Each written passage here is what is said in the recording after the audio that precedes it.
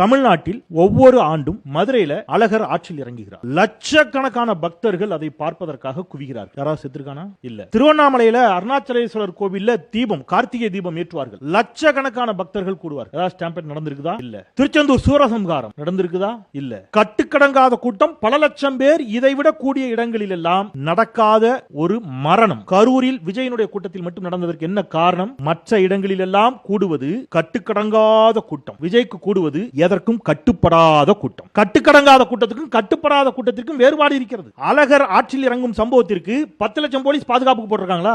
ஒவ்வொரு மனிதருக்கும், ஒவ்வொரு பக்தருக்கும் ஒரு போலீஸ் பாதுகாப்புல இருக்காங்களா? தாவேக்கா பொறுப்பு எடுத்திருக்கணும். கட்டுப்படாத கூட்டம் தானே நீங்க. சார், நான் திருப்பி சொல்றேன், அவங்க தானே பொறுப்பு. நீங்க 10,000 போலீஸ கூட போடுங்க. நான் வீடியோ ஆதாரத்தோட காட்டுறேன். ஒரு தம்பி சோத்து மேல ஏறி உட்கார்ந்திருக்காரு, மரத்து மேல ஏறி உட்கார்ந்திருக்காரு. ஒரு காவல்துறை அதிகாரி கஷ்டப்பட்டு மேல ஏறி சோத்து பக்கத்துல போய் அவனை பிடிச்சு இழுக்கிறார். தம்பி இறங்கு, தம்பி வேணாம், தம்பி இறங்குங்கிறார். அவன் அங்க கையை வச்சுட்டு எல்லாரும் கூப்பிட்டு சிரிக்கிறான். அந்த காவல்துறை அதிகாரி சிரிக்கிறான். ஹே அப்படிங்கிறான். அவர் கையெடுத்து இழுக்கிறார். கையெடுத்து என்ன பண்ணி ஒரு 100 ரூபாய் நோட் எடுத்து ஆட்டுறான் அவர் முன்னாடி. இதுக்கெல்லாம் தமிழ்நாடு அரசும் காவல்துறையும் ஸ்டாலினும் தான் பொறுப்பெடுக்கணும். தயவு செய்து அரசியல் பண்ணாங்க. விஜயனுடைய அரசியலை நம்ம பேசுவோம். விஜய் திமுக கேள்வி கேட்கட்டும், ஸ்டாலின் அவர்களை நோக்கி கேள்வி கேட்கட்டும், அதெல்லாம் வேற. அதுக்கு திமுக பதில் சொல்லட்டும், திமுக கேள்வி கேட்கட்டும். இது பண்பட்ட அரசியல். ஆனால் நான் திமுகவிற்கு, பாஜகவிற்கு, தமிழ்நாட்டிற்கு ஆபத்தான ஒரு கூட்டத்தை எக்காரணத்தை கொண்டு வளர்த்து விடாதீர்கள்.